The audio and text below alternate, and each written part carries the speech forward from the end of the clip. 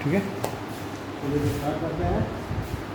स्वागत है आप लोगों का मुख्यमंत्री अभ्युदय योजना यूट्यूब चैनल पर। सॉरी, तो आदत पड़ी है यूट्यूब चैनल कहने की।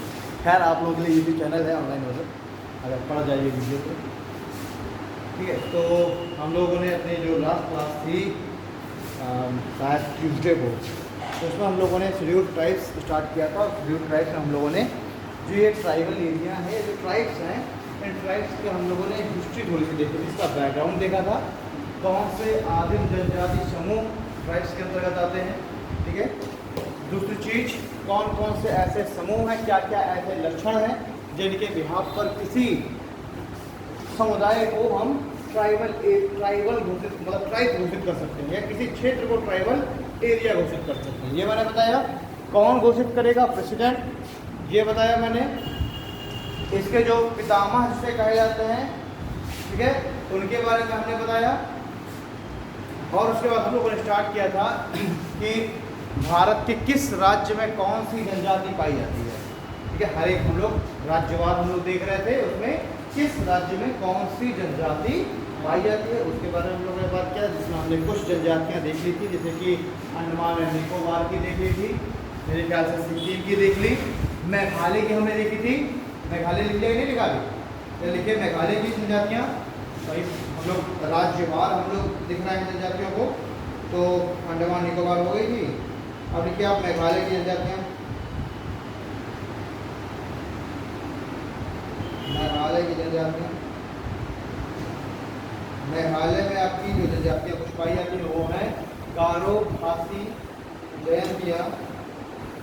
और इन्हीं जनजातियों के ऊपर ही पहाड़ियों का नाम भी है, मेघालय की जो पहाड़ियाँ हैं, गारो, खासी, जयंतिया एवं तुर्रा। तुर्रा तुर्रा तुर्रा तुर्रा और रा के ऊपर ऐसे होने वाला पीछे तुर्रा, गारो, खासी, जयंतिया एवं तुर्रा।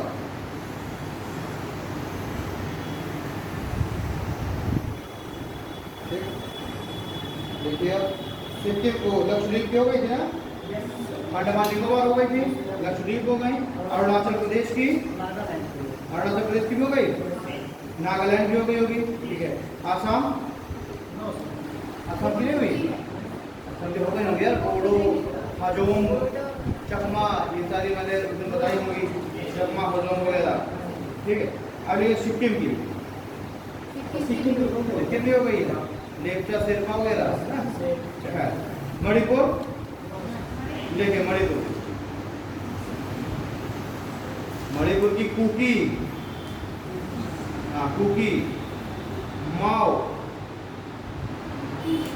कुकी, कुकी, का में बड़ी की मात्रा, फिर का में बड़ी की मात्रा, कुकी, बड़ा बड़ा वो बड़ी की मात्रा समझती हो ना।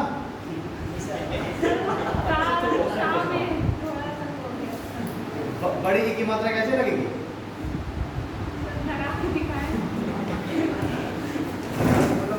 मतलब ऐसे मात्रा लगाएंगे बड़ी की। हाँ हाँ, लगा के दिखाओ बड़ी की मात्रा कैसे लगेगी। मतलब इसको हम ऐसे करते हैं कि ऐसे होगी ये बड़ी की मात्रा। यस सर, ऐसे होगी ना। हाँ ठीक है, चलो पता लगा तुमको।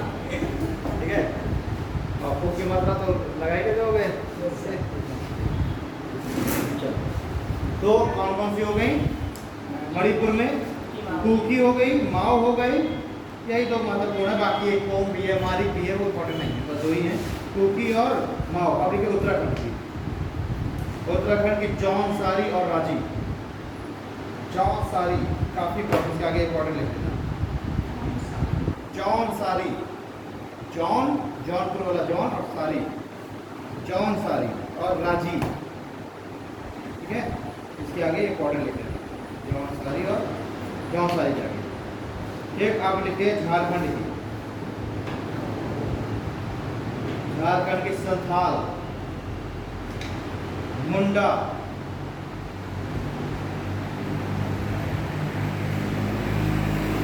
संथाल, मुंडा, बिरहोर, बिरहोर, बिरहोर, बिरहोर, संथाल, मुंडा और बिरहोर। ठीक है, अब लिखिए छत्तीसगढ़,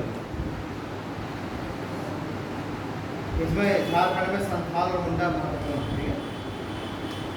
देखिए छत्तीसगढ़ की एक वहाँ जगह है कोरबा, है ना, कोल के लिए बहुत फेमस है, वहीं पे जनजाति पाई जाती है, उसका भी नाम है कोरबा। कोरबा कोरबा, ठीक है। मुरिया, कोरबा और मुरिया, यही तो महत्वपूर्ण है। कोरबा भी है पर वो इम्पोर्टेंट नहीं है। मुरिया और कोरबा, ठीक है। अब आइए Madhya Pradesh, state of tribe, state of tribes, ठीक है। मध्य प्रदेश सबसे ज़्यादा जनजाति पाई जाती है ना, तो लिखिए मध्य प्रदेश में कोल, कोल, भील, भील, भील, कोल, भील, ठीक है। गोंड, कोल, भील, गोंड, मुरिया, इसमें मुरिया एवं बैगा, कोल, भील, गोंड, मुरिया और बैगा, ठीक है। अगले जम्मू एंड कश्मीर की, मध्य प्रदेश में कोल, भील और गोंड तीनों आपको इम्पोर्टेंट लगाना है। जम्मू एंड कश्मीर की Bakarwal, very important, Bakarwal, Jammu and Kashmir Bakarwal, Bakarwal, Bakarwal, Bakarwal, ये जनजाति है, ये वहाँ पर पहाड़ी बकरियाँ पालती है, बकरावल, ठीक है, वहाँ पर पहाड़ी बकरियाँ पालती है जम्मू कश्मीर में, बकरावल, ठीक है। उसके बाद आती गुज्जर, गुज्जर, हाँ ये गुर्जर नहीं गुज्जर है, गुज्जर, गु आधा आ जा और रा, गुज्जर, आधा आ जाता है गुज्जर, ठीक है। ये वाला लिख करना है, तो गुर्जर का लिखो। एक तो देखिए एक गुर्जर होता है जो आपके पश्चिमी उत्तर प्रदेश में मिलेंगे, वहाँ पर पाए जाते हैं ये आधा, ठीक है, आधा। चौपान, चौपान, चांगपा, चौपान, चांगपा और सिप्पी, सिप्पी, आज 30 तारीख है ना, 30 तारीख से अपना क्लास का, ठीक है। तो जिसको अगर आना हो तो सुबह 8:30 साढ़े 9, हाँ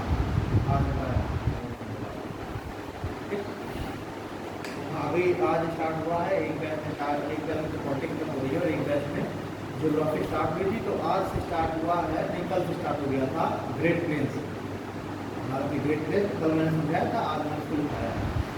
तो अभी तो खैर 30 तारीख का आप लोग पाते हैं, 30 तारीख के बाद अगर जो भी आना चाहे सिप्पी और चांगपा,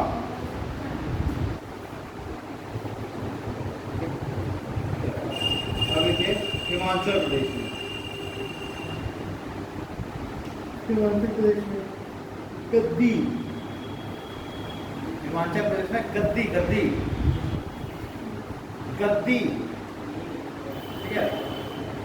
मैंने आप लोगों को जब लघु हिमालय पढ़ा रहा था, मिडिल हिमालय, तो मैंने उसकी कुछ अलग अलग रेंजेस बताई थी। मिडिल हिमालय की मैंने कुछ अलग अलग रेंजेस बताई थी। उन रेंजेस में मैंने आपको बताया था पीर Punjab range, Dhauladhar range, black mountain, ठीक है, अलग अलग रेंजेस बताई थी ना, डफला, मिरिया, गोल्ड, कश्मीर, ये सारी अलग अलग रेंजेस बताई थी। ज्वाइन करना बैच यूपीएससी उतना ही करना, तो अभी आप लोग एड्रेस वगैरह कुछ होता है क्या?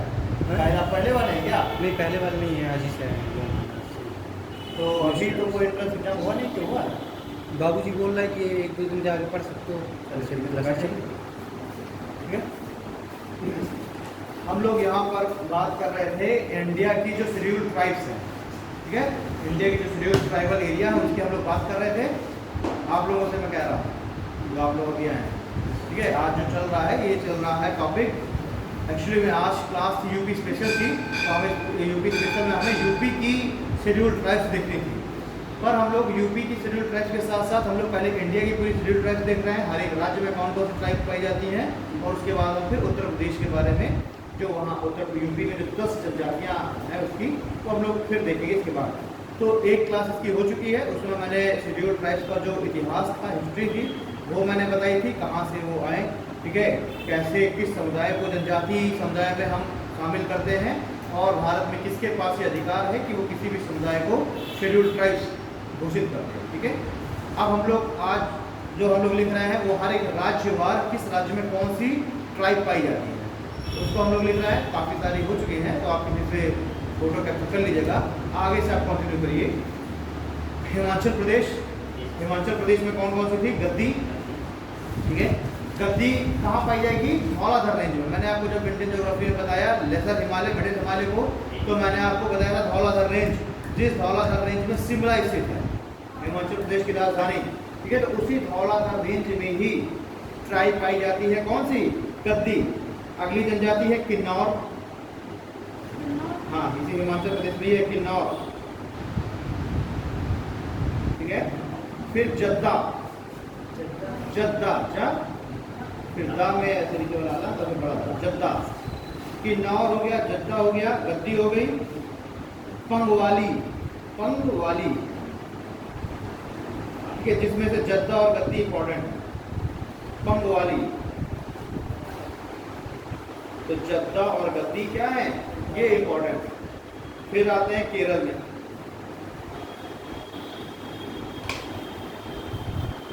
केरल में मोकला, वेरी इंपॉर्टेंट। मोकला, मोकला जनजातियों का विद्रोह भी हुआ था। मोकला, मोकला, ये मोकला जनजातियों का केरल में एक विद्रोह भी हुआ था, बड़ा फेमस विद्रोह था।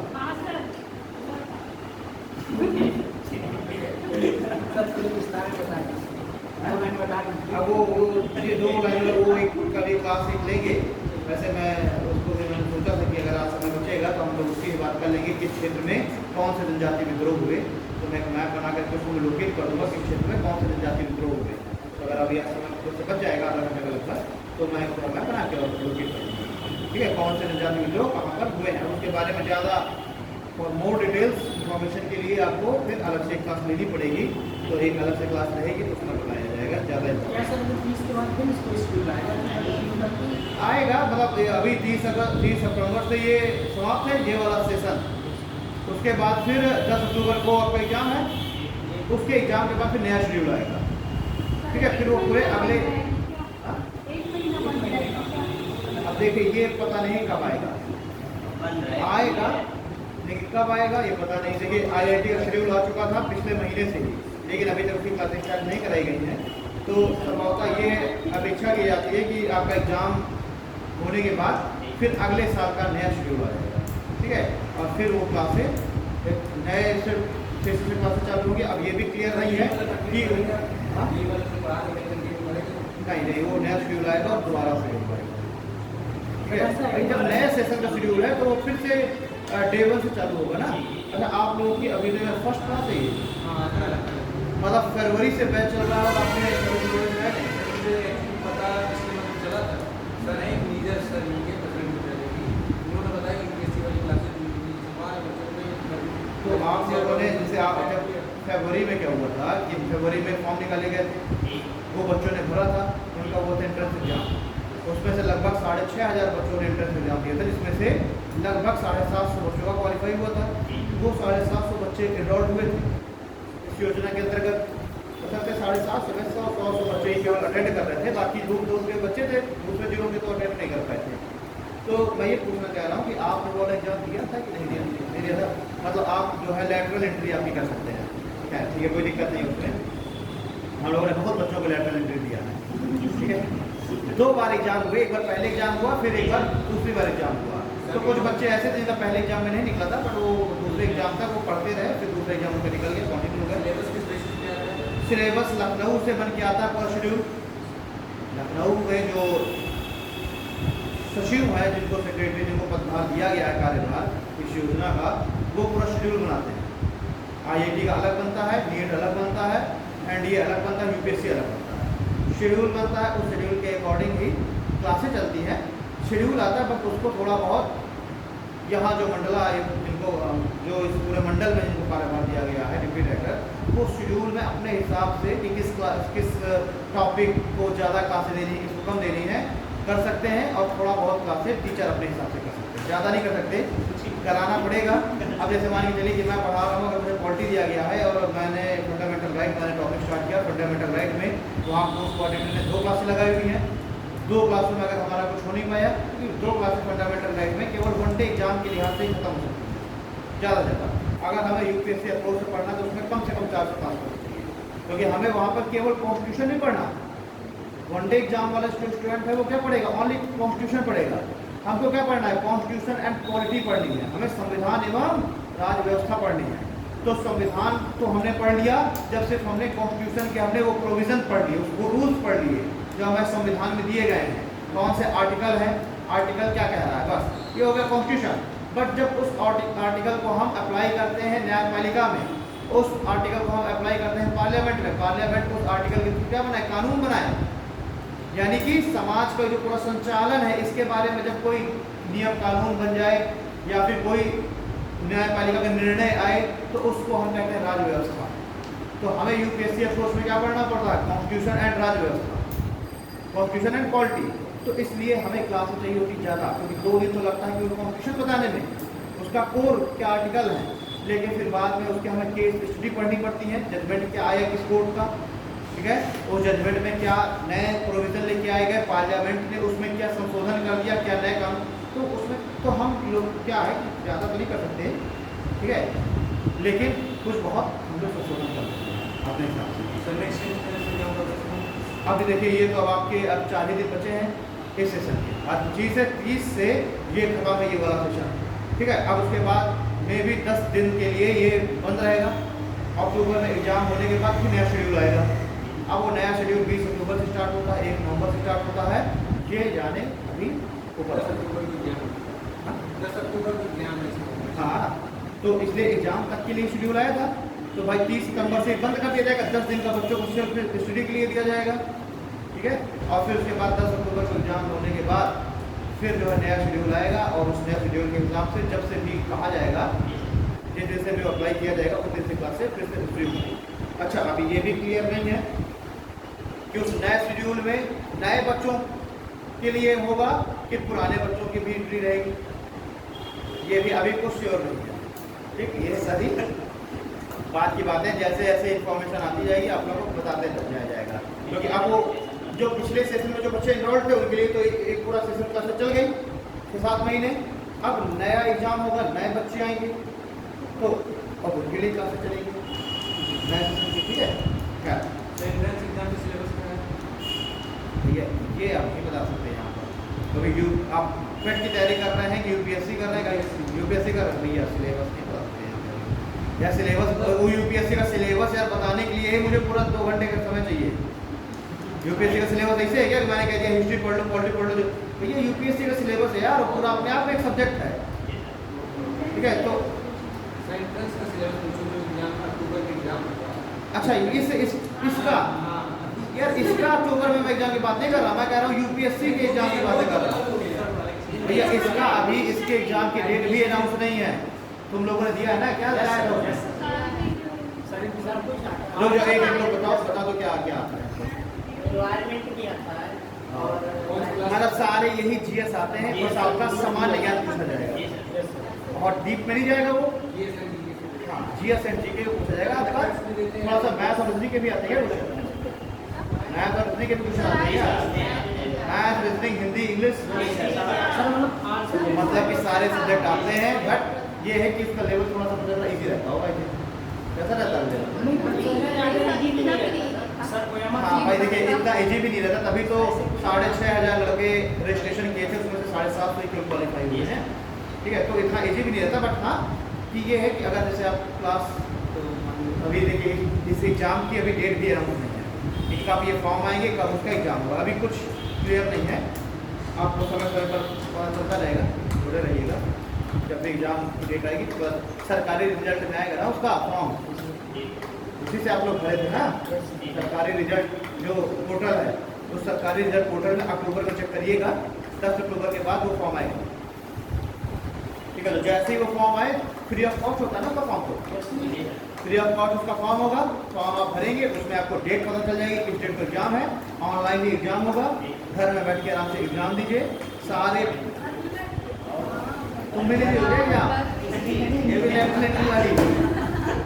अच्छा चलो, मुझे लगा था एग्जाम दे के अब इसको हो से आए कि कोचिंग किया जाए, ठीक। तो आपको सारा सब्जेक्ट पूछा जाएगा उसमें, बस उस सब्जेक्ट का क्या है कि आपसे सामान्य परिचय केवल पूछा जाएगा, बहुत ज़्यादा डीप नहीं जाएगा, थोड़ा बहुत अगर आप पढ़ लेंगे तो कोई दिक्कत नहीं, बाकी एग्जाम के समय जुड़े रहिएगा, थोड़ा बहुत जैसे आपके दिमाग मिलेगा। खैर अभी हम लोग इसको आज कंप्लीट करते हैं। केरल में आपकी मोकला हो गई, नायर हो गई, नायर, मोकला, नायर, जाफर, जाफर, मोकला, नायर, जाफर, उराली, उराली, उराली, उराली, उराली, जाफर, उराली, और इरुला, इरुला, और भी है तीन चार, लेकिन वो नहीं नहीं है, इतना ही ठीक है। इसमें से इम्पोर्टेंट है आपके लिए मोकला और नायर, इरुला, ठीक है, मोकला और नायर इम्पोर्टेंट है, तो मैं इतने मैं लिखवा दे रहा हूँ ज़्यादा, फिर इम्पोर्टेंट में बता दे रहा हूँ। यहाँ की लैंग्वेज भी ऐसी होगी जैसे नाम है। अब तो वो हर एक शेड्यूल्ड ट्राइब जो है उनकी अपनी अलग अलग संस्कृति, अलग अलग लैंग्वेज है, ठीक है। अब मान के चलिए अगर वेस्ट बंगाल में कोई जनजाति है तो मोस्टली ये होता है कि वो बंगाली तो थोड़ा बहुत जानते ही होंगे ना, भले उनकी लैंग्वेज थोड़ी सी उससे डिफर होगी, लेकिन कुछ अब मान लीजिए यहाँ की जो ट्राइब्स हैं, बहुत सारे राजस्थानी बंजारे वगैरह आते रहते हैं, तो क्या वो हिंदी नहीं जानते? क्या जानते हैं, लेकिन जब आपस में बात कर रहे हो तो फिर आप नहीं समझ सकते हैं, ठीक है। तो इनकी संस्कृति, लैंग्वेज, कल्चर सब अलग है, बट फिर भी अब इंडिया है तो थोड़ा बहुत तो जिस प्रदेश में रह रहे होंगे वहाँ के थोड़ा बहुत तो जान ही रहे होंगे लोकल लैंग्वेज को, ठीक है। अब देखिए तमिलनाडु,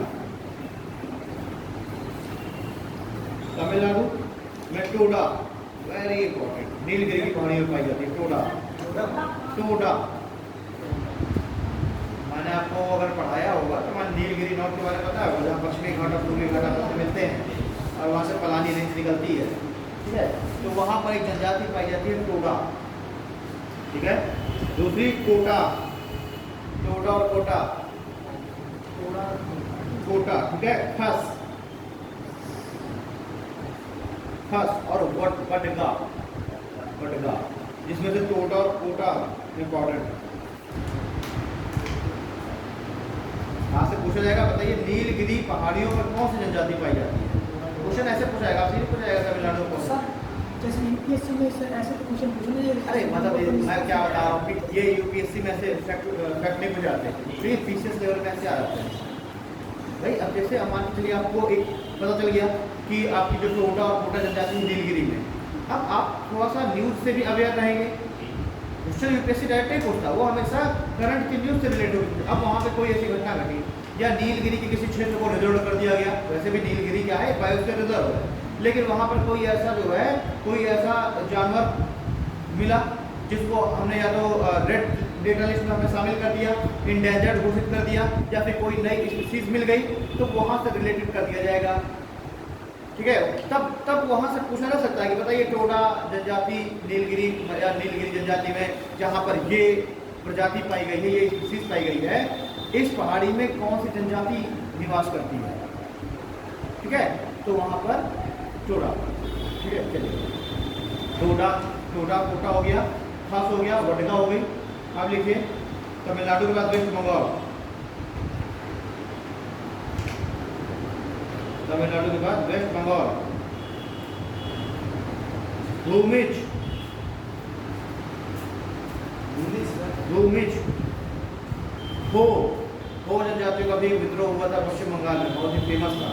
भूमिज हो, लोधा, भूमिज हो और लोधा, भूमिज हो और लोधा। मेघालय की मैंने आपको बताई दिया, गारो पासी और जनजातियाँ, ठीक है।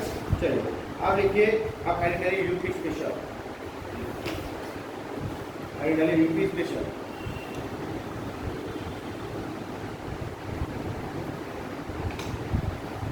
पॉइंट डाल के लिखना चालू करिए।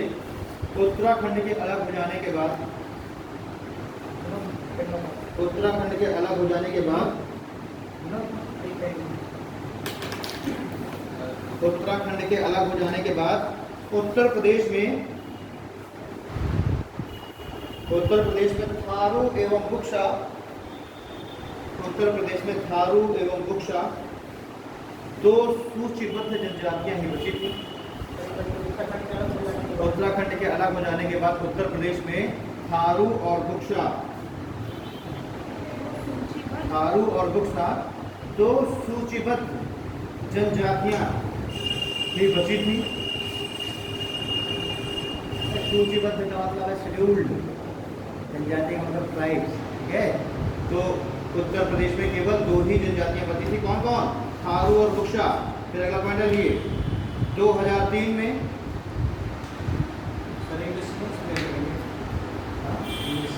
अरे अब इंग्लिश से क्या, हिंदी जितना तो नहीं समझ रहेगा इतनी हिंदी। और उसमें तो यही है कि दो ही शेड्यूल ट्राइब्स बची हुई थी। अब इसको इंग्लिश से क्या, इसको मैं इंग्लिश से क्या एक्सप्लेन करूँ भाई? यही तो कह सकते हैं ना, only 2 scheduled tribes are remaining in UP. अब इतना तो आप हिंदी, अगर मेरी आप बात हिंदी, हम और आप अगर कन्वर्सेशन हिंदी में कर रहे हैं तो सीधी सी बात है, इतनी आप हिंदी तो समझ ही रहे होंगे। अब तो मैंने बताया तो सूचीबद्ध को शेड्यूल, मैंने सूचीबद्ध को तो मैंने शेड्यूल पहले ही बता दिया ना, ठीक है। इस तरह के जो ये वोकैब है इनको, ठीक है, इसको तो मैं वैसे भी बोलता ही हूँ, जो वोकैब है उसको तो मैं इंग्लिश टर्म नहीं यूज करता, ठीक है। अगला देखिए 2003 में 10 जाति समूहों, 10 जो ऐसे जो ग्रुप थे, ठीक है, 10 जाति समूहों को 10 ऐसे ग्रुप थे जनजातियों के, 10 जाति समूहों को यूपी की ट्राइब्स के रूप में, यूपी की जनजातियों के रूप में मान्यता दी गई। 2003 में 10 जाति समूहों को यूपी की जनजातियों के रूप में मान्यता दी गई। यानी कि 10 जनजातियां ऐसी थी जिनको भी हमने क्या कर दिया, जिनको भी हमने लिस्टेड कर दिया, शेड्यूल ट्राइब्स का दर्जा दे दिया। 10 ऐसे जाति समूह थे, ठीक है। पहले वो नहीं थे भाई, थी वो उत्तर प्रदेश के ही समुदाय, लेकिन वो पहले ट्राइब्स का उनको दर्जा नहीं मिला हुआ था। लेकिन हमने 2003 से क्या किया, 2003 से हम एक रेगुलेशन लेकर के आए, उसके तहत हमने 10 ऐसे उत्तर प्रदेश के जाति समूह जो कि पहले शेड्यूल ट्राइब्स नहीं थे, उनको भी हमने शेड्यूल ट्राइब्स वाली लिस्ट में शामिल कर दिया। तो क्या हो गया कि उत्तर प्रदेश में 2 जनजातियां तो बची थी जब उत्तराखंड अलग हो गया था, और 10 को हमने और जोड़ दिया। यानी कि अब अगर हम प्रेजेंट टाइम पे देखें तो उत्तर प्रदेश में 12 शेड्यूल ट्राइब्स मिलते हैं, ठीक है। आगे लिखिए, तो वर्तमान में उत्तर प्रदेश में शेड्यूल ट्राइब्स ग्रुप की संख्या 12 है। शेड्यूल ट्राइब्स ग्रुप का उनकी संख्या क्या है, 12 है। अगला पॉइंट लिखिए, लखीमपुर खीरी जिले में सर्वाधिक, लखीमपुर खीरी जिले में जो शेड्यूल ट्राइब्स हैं उनकी संख्या क्या है, सबसे अधिक है, सर्वाधिक, मैक्सिमम, ठीक है। तो लखीमपुर खीरी जो डिस्ट्रिक्ट है उसमें जो शेड्यूल ट्राइब्स हैं उनकी संख्या सबसे अधिक है, जबकि चित्रकूट में सबसे कम जनजातियों की संख्या है। लखीमपुर में जनजातियों की संख्या सर्वाधिक है, कुल जितने वहाँ पॉपुलेशन है तो उसमें से जनजातियाँ अधिक हैं, ठीक है। और जो ग्रुप है वो भी अधिक पाए जाते हैं, मतलब लगभग, अभी मैं बताऊंगा आगे, वैसे सबसे ज़्यादा जो जनजातियाँ सोनभद्र में, अगर ग्रुप की हम बात करें तो सबसे ज़्यादा सोनभद्र में है। लेकिन अगर हम टोटल पॉपुलेशन की बात कर लें तो टोटल पॉपुलेशन कहाँ पे सबसे ज़्यादा है, लखीमपुर खीरी में टोटल पॉपुलेशन की, और सबसे कम पॉपुलेशन चित्रकूट में पॉपुलेशन सबसे कम है। ये बात समझ आई।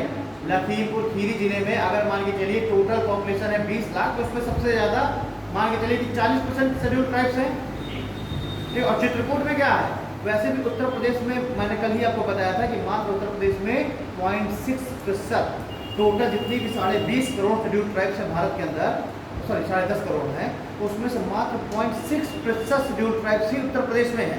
कल मैंने आपको बताया था कि उत्तर प्रदेश शेड्यूल्ड ट्राइब्स के मामले में बहुत ही पीछे है, मात्र 0.6%।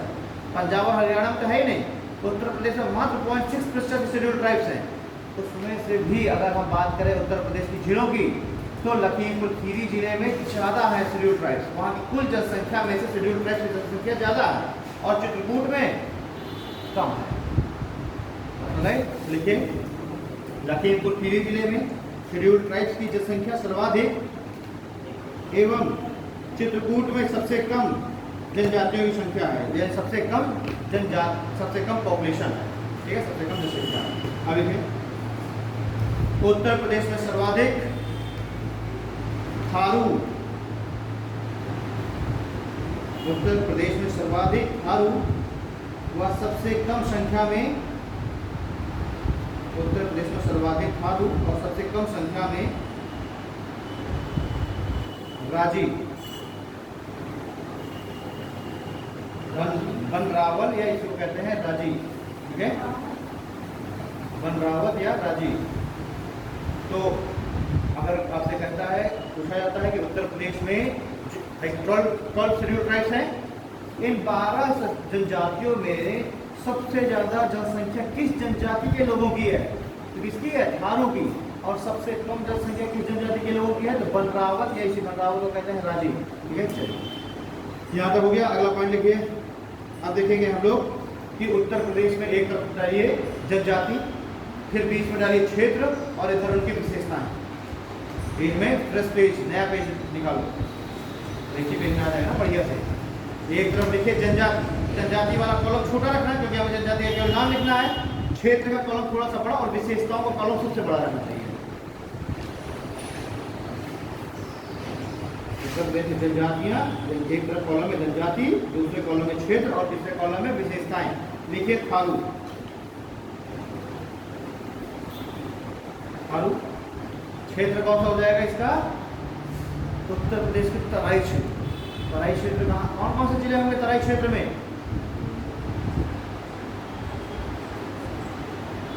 बताया था 7 जिले हैं, ठीक है। नेपाल से लगे हुए जो बॉर्डर साझा कर रहे हैं भाई, नेपाल के बाद ही तो तराई क्षेत्र चालू हो रहा है। देखिए, ये तराई क्षेत्र बताओ फिर समझ आएगा। चलो खैर, शॉर्ट में निकाल रहे हैं, हमने पूछा।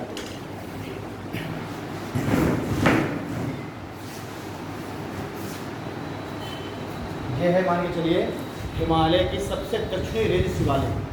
देखिए, पूरा ये सब टॉपिक अपने आप में अलग अलग है, सब एक दूसरे से इंटरकनेक्टेड टॉपिक हैं, ठीक है। अब इसमें पूरा मैं बहुत विश्वास नहीं कर सकता ना। हिमालय की, ये मान के चलिए मोटा मोटा हिमालय की 3 रेंजेस हैं, ठीक है। हिमालय की इस तरह से 3 रेंजेस हैं। सबसे उत्तर में जो हिमालय की रेंज है उसको कहते हैं ग्रेटर हिमालय, सबसे ऊंची होती है। फिर बीच में जो हिमालय की रेंज है उसको हम बोलते हैं मिडिल हिमालय या लेसर हिमालय, से हम लघु हिमालय बोलते हैं। और सबसे दक्षिण में, साउथ में हिमालय की रेंज से हम बोलते हैं शिवालिक। इसकी हाइट सबसे कम है। रिवर्स ऑरिजिन होंगे कहाँ से? ग्रेटर हिमालय से आ रही है वो लघु हिमालय को उन्होंने क्रॉस किया, लघु हिमालय को काट करके उसको क्रॉस किया, फिर शिवालिक को क्रॉस करके उससे आगे आई। अब आपके दिमाग में एक क्वेश्चन ये भी बन सकता है कि सर मान लीजिए अगर ग्रेटर हिमालय से नदी ऐसे निकली तो ये क्या फिर लघु हिमालय में ऐसे चलेगी क्या? तो ये भी देखिए अपना एक अलग टॉपिक है कि जब हिमालय का निर्माण हो रहा था, उत्थान हो रहा था, तो पहले किस रेंज का निर्माण हुआ? ग्रेटर हिमालय का। ये रेंज बन गई, इससे नदियाँ निकलने लग गई, नदियाँ बह रही हैं। अब ये लघु हिमालय धीरे धीरे उठ रहा है, लघु हिमालय उठ रहा है और नदी बह ही रही है। तो मान के चलिए ये पूरा लघु हिमालय उठ रहा है, ये पूरा लघु हिमालय, नदी ये बह रही है। लघु हिमालय 1 साल में 1 सेंटीमीटर या 2 सेंटीमीटर उठा। लघु हिमालय जैसे ही हल्का सा उठा, नदी ने उसको क्या किया? काट दिया, ठीक है। तो ये लघु हिमालय उठता जा रहा है, नदी काटती जा रही है, नदी काट, ये लघु हिमालय अब ऐसे उठ गया और बीच से नदी बह रही है उसकी। थोड़ा सा इमेज क्लियर हुई? तो इस तरीके से नदी ने क्या किया? इस लघु हिमालय को क्रॉस करते हुए ये बह रही है नदी, और इसी तरह से शिवालिक को भी उसने काट दिया। अब ये नदी जब आएगी शिवालिक से और दक्षिण में आएगी, देखिए उत्तर दक्षिण पूर्व पश्चिम को समझ रहे हैं ना, ये है ईस्ट, ये नॉर्थ, ये साउथ, ये वेस्ट। हमारे अगर जम्मू कश्मीर से कन्याकुमारी की ओर है तो हम नॉर्थ टू साउथ जा रहे हैं, ठीक है। तो शिवालिक से जब नदी नीचे उतरी तो शिवालिक के बाद आते हैं मैदान चालू होता है, शिवालिक के बाद क्या चालू हुआ? मैदान चालू हुआ। जैसे ही नेपाल से हमारे उत्तर प्रदेश वाले क्षेत्र में घुसी रिवर, तो वो कहाँ से मैदानी क्षेत्र को छोड़ करके मैदान में घुसी। तो अब देखिए, जब नदी यहाँ से आ रही थी बढ़िया से, तो ढाल में बह रही थी। ढाल में बह रही थी तो इसके साथ ये अपने साथ बड़ी बड़ी चट्टानें लेकर के आ रही थी। कभी मनाली मंडी गए घूमने? मनाली से वहाँ जाओगे, मंडी देखोगे, ब्यास नदी, ब्यास रिवर है, वहाँ पर बड़े बड़े पत्थर उस नदी में आपको मिलेंगे। कहाँ से आए वो? नदी अपने साथ इतनी तेज़ी से, भाई नदी वहाँ पर हाई वेलोसिटी से बह रही है, नदी में एनर्जी बहुत अधिक है, तो नदी ने क्या किया? पहाड़ों को तोड़ करके उसके पत्थर अपने साथ भाग के ला रही है, ठीक है। लेकिन जैसे ही नदी मैदान में उतरेगी, वो उन बड़े बड़े पत्थरों को बिल्कुल यहीं पर जमा कर देगी। स्वाभाविक सी बात है, नदी जब मैदानों में बह रही है तो नदी में ऊर्जा बहुत अधिक है, ठीक है, तो वो अपने साथ बड़े बड़े पत्थरों को भी बहा ले आएगी। लेकिन जैसे ही नदी शिवालिक को छोड़ करके मैदान में आएगी, अज्यूम करो तो नदी की जो वेलोसिटी है वो घट गई, नदी की जो ऊर्जा है वो घट गई, और जैसी नदी की ऊर्जा घटेगी, एनर्जी घटेगी, वो जो बड़ी चट्टानें हैं उनको तो बहा के ले नहीं जा पाएगी, तो उन बड़ी चट्टानों को यहाँ पर इकट्ठा कर देगी, ठीक है। और जिस जगह पर ये इकट्ठा करेगी पत्थरों को, इसी क्षेत्र को क्या बोलते हैं? भाबर, ठीक है। ये मैदान का ही हिस्सा है भाबर। देखिए, ये तो पूरा पर्वत का हिस्सा था, हिमालय का। शिवालिक के बाद नदी आई मैदानों में, भाबर ही बोलते हैं। इंग्लिश टर्म नहीं, उसको भाबर ही बोलते हैं, ठीक है। इंग्लिश टर्म नहीं, उसको भाबर ही बोलते हैं, बांगर को बांगर ही बोलते हैं। जहाँ भी आप देखेंगे वो भाबर ही है, ठीक है। अब देखिए, नदी जैसे ही माउंटेन से उतर कर प्लेन में आई, ये भी प्लेन का हिस्सा है, बस प्लेन के उस हिस्से में, बिल्कुल नदर्न वाले हिस्से में, जहाँ से वो मैदानों को छोड़ करके, वो पहाड़ को छोड़ करके, माउंटेन्स को छोड़ कर मैदान में आ रही है, उस हिस्से में उसने क्या किया? बड़े बड़े पत्थरों को कलेक्ट कर दिया, उनको हमने बोला भाबर। बट अब भाबर के आगे भी नदी फ्लो हो रही है, ऐसा तो नहीं कि यहीं पे खत्म हो गई, नदी आगे भी फ्लो हो रही है, रिवर। अब जब आगे रिवर फ्लो होगी तो रिवर के पास भले ही अब इतनी एनर्जी नहीं है कि वो बड़ी चट्टानों को ले जा सके, लेकिन इतनी एनर्जी तो उसके पास है ही कि वो अभी छोटी चट्टानों को, बालू, मिट्टी, कंकड़, पत्थर, बजरी, इन सबको बहा करके लेके जाएगी। नदी जैसे ही यहाँ से आगे आएगी, अभी और समतल में ही वो बह रही है, ठीक है। तो अब नदी ने यहाँ पर क्या किया?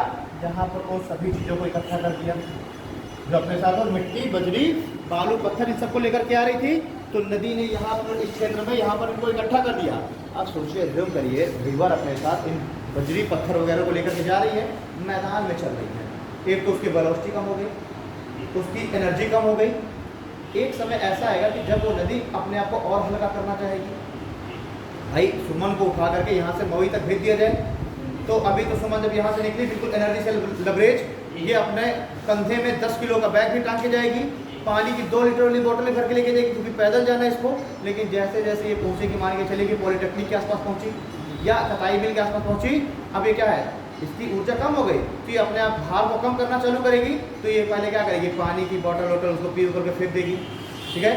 आगे पॉलिटेक्निक से आगे बढ़ी, और ज़्यादा थक गई, अब पॉलिटेक्निक के पास उसने अपने बैग में और जो अननेसेसरी चीज़ें उनको फेंकना चालू किया, हटाना। सेम यही चीज़ है, जब नदी यहाँ पर थी, एनर्जी थोड़ी कम हुई, बड़ी चट्टानों को उसने छोड़ दिया, क्षेत्र को कहला भाबर, और आगे चली। अभी इतनी एनर्जी तो है ही ना कि वो अपने साथ चिकनी मिट्टी और बालू बजरी को ले जा सके, लेकिन जब वो यहाँ पर आई और आगे आई, धीरे धीरे उसकी ऊर्जा और कम हुई, उसकी वेलोसिटी और कम हुई, तो उसने इस क्षेत्र में उस मिट्टी, बजरी, बालू, पत्थर, इनको भी इकट्ठा कर दिया। अब एज्यूम करो कि नदी समतल में बह रही है, अब उसके साथ वो उसके सेडिमेंट्स भी हैं, उन सेडिमेंट्सों को उसने इकट्ठा कर दिया।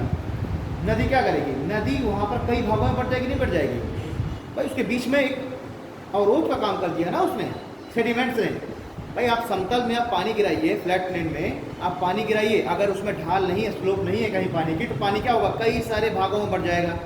लेकिन अगर कमरे में ढाल है तो पानी ढाल की ओर बहेगा, सीधी सी बात है। और अगर ढाल नहीं है तो पानी कई सारे भागों में बढ़ जाता है ना। यही सेम चीज़ होता तराई में। एक तो एनर्जी कम हो गई, दूसरी बात सेडिमेंट्स उसमें काफ़ी अधिक है, और सेडिमेंट्स को उसने जमा किया तो नदी कई भागों में बढ़ गई। और जब नदी इस तरीके से कई भागों में नदी बढ़ जाएगी, तो अब एज्यूम करो ये क्षेत्र कैसा होगा? एक तो पानी, चारों तरफ पानी, और दूसरा बात चारों तरफ उसमें मिट्टी, तो ये दलदली सा क्षेत्र हो जाएगा कि नहीं हो जाएगा? दलदल नुमा, दलदल समझ रहे हैं ना? दलदल नुमा क्षेत्र हो जाएगा। यही क्षेत्र कहलाता है तराई का क्षेत्र। यही क्षेत्र क्या कहलाएगा? तराई का क्षेत्र। समझ गया क्या होता है तराई? देखिए एक एक तत्व को बताने के लिए कितना समय लगता है, ठीक है। एक एक टर्म को बताने के लिए काफ़ी समय, लेकिन आपने पूछा तराई, मैंने बताया।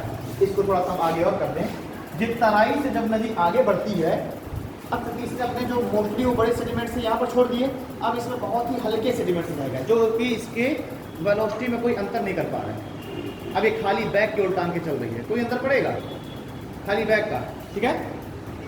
अब जब ये आगे नदी चली और ज़रा फ्लैट प्लेन में, तो ये जो इसकी अन्य जो धाराएं हैं, कुछ धाराएं तो जो बड़ी धाराएं हैं वो तो अलग अलग रिवर के नाम से जाने लग गई। जैसे अगर हम देखें तिस्ता नदी को देखें, तो तिस्ता नदी जब निकलती है सिक्किम की पहाड़ियों से, तो वहाँ पर वो 7 नदी धाराओं के रूप में निकल रही है। यानी तराई क्षेत्रों में वो 7 नदी धाराएं थी, जो स्ट्रीम, उसकी जो स्ट्रीम थी वो 7 नामों से अलग अलग जानी जाती थी, जिसमें सबसे बड़ी अरुण हुआ करती थी, गंडक की अगर बात करें, मैं तिस्ता कह रहा हूँ, गंडक की अगर हम लोग बात कर रहे हैं। लेकिन वो जब भारत में आ जाती है, तो ये भारत में फिर वो एक क्या हो रहा है, सारी धाराएं आपस में मिल गई और वो फिर एक नदी के नाम से आगे बढ़ रही है, ठीक है।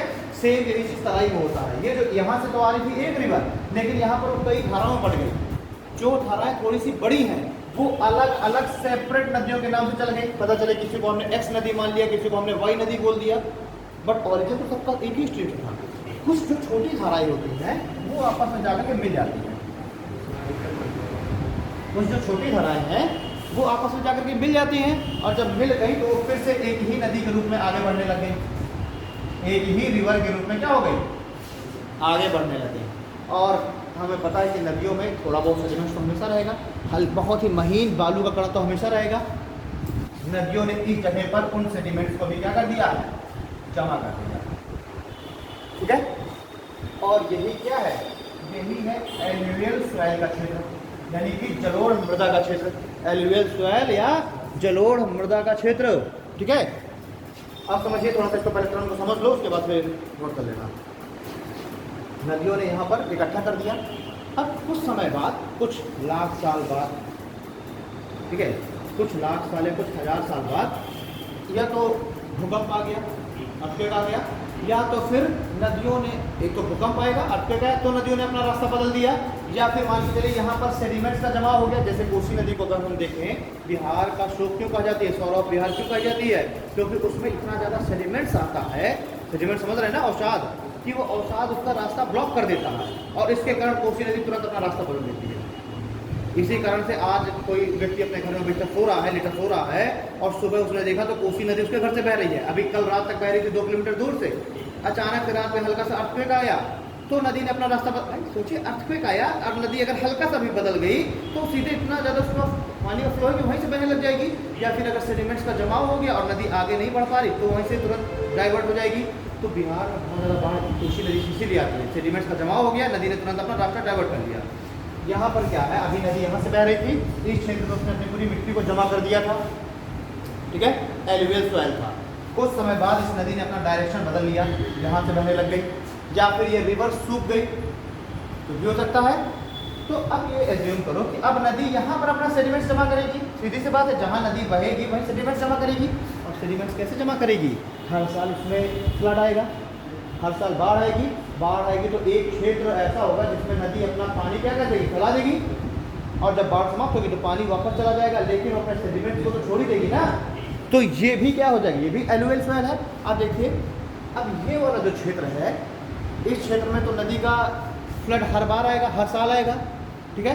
तो ये क्या हो जाएगा, ये हो जाएगा न्यू एल्यूवियल सॉइल का क्षेत्र, नई जलोढ़ मृदा का क्षेत्र, क्योंकि हर साल इसमें नई जलोढ़ मृदा आ रही है बाढ़ के कारण। लेकिन ये वाला क्षेत्र क्या है, ये भी तो एक समय न्यू ही एल्यूवियल सॉइल था, लेकिन अब क्या है, अब ये ओल्ड एल्यूवियल सॉइल का क्षेत्र हो गया। बात समझ में आ रही है, क्योंकि फ्लड अगर आया भी तो फ्लड अधिकतम यहीं तक गया, मैक्सिमम यहीं तक, यहाँ पर तो फ्लड गया नहीं। अब जब यहाँ तक फ्लड नहीं गया तो यहाँ पर नई एल्यूवियल सॉइल आएगी, कभी नई एल्यूवियल सॉइल आएगी, नहीं आएगी। तो इसको हम क्या बोल देंगे, इसको हम बोल देंगे ओल्ड एल्यूवियल सॉइल प्लेन, ठीक है, पुरानी जलोढ़ मृदा का क्षेत्र, ठीक है। और इसी पुरानी जलोढ़ मृदा के क्षेत्र को हम क्या बोलते हैं, बांगर। इसको भी इंग्लिश में पूछना, इंग्लिश टर्म यही बांगर, बस इंग्लिश टर्म ये है इसका, ठीक है, ये बांगर। अब जो ये ओल्ड एल्यूवियल सॉइल का क्षेत्र है तो हो गया बांगर, और जहां पर नदी हर बार अपना फ्लड का पानी फैला देती है, हर बार नई मिट्टी को फैला देती है, वो हो जाएगा न्यू एल्यूवियल सॉइल, ठीक है। और इस नई एलुवियल सोइल के क्षेत्र को हम क्या कहते हैं? खादर। ठीक है। बना एक ही नदी रही है इस सारे क्षेत्रों को, चाहे वो खाबर हो, चाहे तराई हो, चाहे बांगर हो, चाहे खादर हो। बस क्या है, उस नदी के सेडिमेंट्स के अकॉर्डिंग हम लोगों ने देखा। अब इन सभी में से कुछ कंफ्यूजन है क्या? ठीक है। कौन सा गांव है आपका, पहले ये बताइए, फिर मैं एक एग्जाम्पल दूँगा। गांव कौन सा है आपका? कौन सा? आसपास कोई नदी है? नहीं है नदी। खेत तो ये है, खेत में मिट्टी भी है। तो क्या मिट्टी, ऐसा तो है नहीं कि विश्वकर्मा अपने साथ लेकर के आए थे मिट्टी और ऐसे छोड़ गए। वो मिट्टी कैसे आई होगी? नदियों के द्वारा ही भाग करके लाई गई होगी, हिमालय को काट करके लाई गई मिट्टी। ठीक है। अब ये एक अलग कॉन्सेप्ट है। जहाँ हम रह रहे हैं ना, यहाँ कभी पूरा गड्ढा हुआ करता था, ये पूरा गड्ढा हुआ करता था। इसको नदियों ने ही इसको भरा है। पाटना समझ रहे हैं ना क्या होता है? नदियाँ ले लेकर के जा रही सेडिमेंट्स को, उसको भरती चली गई। तो ये जो पूरा हमारा जो क्षेत्र है, ये पूरा उत्तर प्रदेश और बिहार का, ये पूरा एक समय गड्ढा था। और इन नदियों ने ही पूरे गड्ढे को लाखों सालों में अपने साथ ला के सेडिमेंट्स को जमा कर करके इसको पूरा भर दिया है। ठीक। तो आप अपने यहाँ बोरवेल कराइए, पहले आपको मिट्टी मिलेगी, फिर आपको नीचे बालू मिलेगी। कहाँ से आई वो बालू? भाई वही तो है, नदियाँ जो अपने साथ लेके आई। यहाँ पर आप खोदिए तो जो बालू आपको केन नदी में मिलेगी, वही बालू आपको आपके घर के नीचे मिलेगी बोरवेल कराने में। तो वो बालू कहाँ से आई? यानी कि सीधे सीधे से ये आपको समझ में आना चाहिए कि कभी यहाँ पर केन नदी यहाँ से बहती थी या केन नदी यहाँ पर आके गिरती थी। सीधी सी बात है। तो अब जो है, अब आपके क्षेत्र में जो मिट्टी है, वो मिट्टी कौन सी होगी? ओल्ड एलुवियल सॉइल होगी कि न्यू एलुवियल सॉइल होगी? क्योंकि आपके यहाँ तो बाढ़ आती नहीं है, नदी है ही ना, तो बाढ़ आने का सवाल ही नहीं है। तो आपके यहाँ होगी ओल्ड एलुवियल सॉइल। तो आपके यहाँ कौन सा मैदान होगा? बांगर की खादर होगा। और जिसका गांव होगा बिल्कुल तलहटी में नदी के, तो हर साल बाढ़ ग्रसित हो जाता है, बाढ़ प्रभावित, तो वहाँ पर कौन सी मिट्टी होगी? न्यू एलुवियल सॉइल, यानी कि खादर।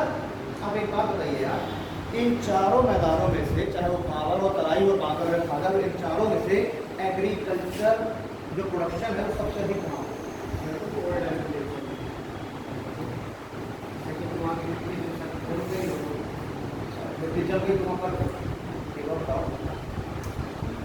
ओल्ड एलुवियल सॉइल में हजारों सालों से, जब से आपका जो गंगा ड्रेनेज सिस्टम के आसपास कोई क्षेत्र है, आप बात करें इंडस वैली सिविलाइजेशन की, अगर बात करें तो इन सब का विकास कहाँ हुआ?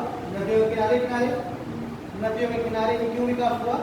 तो एक तो ट्रांसपोर्टेशन, दूसरा पानी है तो ड्रिंकिंग वाटर की अवेलेबिलिटी, तीसरा आसपास के क्षेत्रों में नदी ने क्या किया? नई एलुवियल सॉइल को बिछा दिया। अब उस समय लोहे के हल होते नहीं, लोग क्या बनाते थे? लकड़ी के हल की वजह से। तो अब ये बताइए, खादर भूमि में, खादर जमीन में खेती करना ज़्यादा आसान होने की बात है? वो तो अलग बात है, वो आसान की बात अलग है। लेकिन ठीक है, तो लोगों ने जैसे नदी के किनारे रहना चालू किया। हर साल जब भी बाढ़ आती थी, बाढ़ आने के बाद पानी निकल जाता था, तो लोग बीजे चला देते थे। ठीक है। और प्रोडक्शन होता था। नदी ने जैसे ही नदी अपना रास्ता बदलती थी, अब इंडस वैली सिविलाइजेशन की खत्म होने का कारण क्या? नदी ने अपना रास्ता बदल लिया। नदी ने अपना रास्ता बदल लिया। अब नदी के रास्ते बदलते ही वहाँ की मिट्टी हुई ठोस, लोगों को एग्रीकल्चर करना मुश्किल पड़ने लग गया। ठीक है। वहाँ पर बायोडाइवर्सिटी कम होने लग गई, तो लोगों ने भी अपना रहने का स्थान बदल लिया धीरे धीरे। ये सब अभी एजम्पशन है, ये अभी कोई भी ये क्लियर नहीं बता पाएगी इंडस वैली सिविलाइजेशन खत्म क्यों हुई। ये सब एजम्पशन है। कोई कहता है कि नदी का बाढ़ आ गई, कोई कहता है कि वहाँ सूखा पड़ गया। सूखा क्यों पड़ेगा भाई? नदी ने रास्ता बदल लिया, सूखा पड़ गया। ठीक है।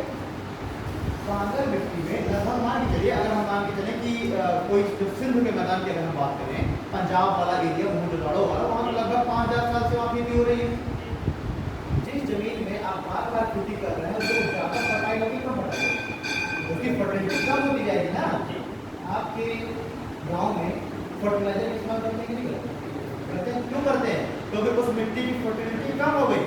क्यों कम हो गई? इतने सालों से हम लगातार खेती, भाई हर एक चीज़ की क्षमता है ना, सॉइल की भी क्षमता है। भाई हम इतने सालों से खेती करते चले आ रहे हैं, फर्टिलिटी कम हो गई जमीन की, तो हमने फर्टिलाइजर का इस्तेमाल करना चालू किया। वहीं आप चले जाइए खादर वाले, आप चले जाइए पूर्वी उत्तर प्रदेश में, आप बिहार के ऐसे क्षेत्रों में चले जाइए जो कि नदी के किनारे बसे हुए हैं। आप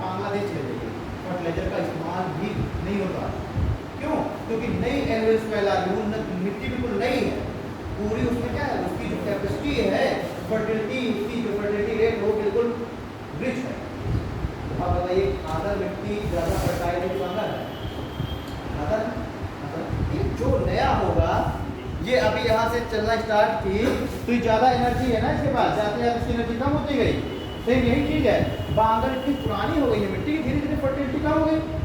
क्यों कहा जाता है कि आप फसल चक्र का इस्तेमाल करिए, क्रॉप साइकिल, क्रॉप साइकिल, यानी कि अगर आप बदल बदल के फसलों को लगाइए खेतों में, इस साल आप अगर लगा रहे हैं ज्वार, कभी लगाइए गेहूँ, फिर लगाइए चना, ठीक है, बदल बदल क्यों, ताकि जो हमारी ज़मीन है उसकी फर्टिलिटी बनी रहे।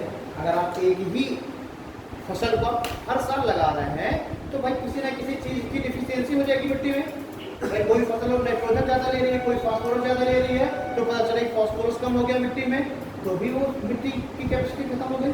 तो इसलिए कहा जाता है फसल चक्र का इस्तेमाल करिए ताकि हर चीज़ बैलेंस बना रहे।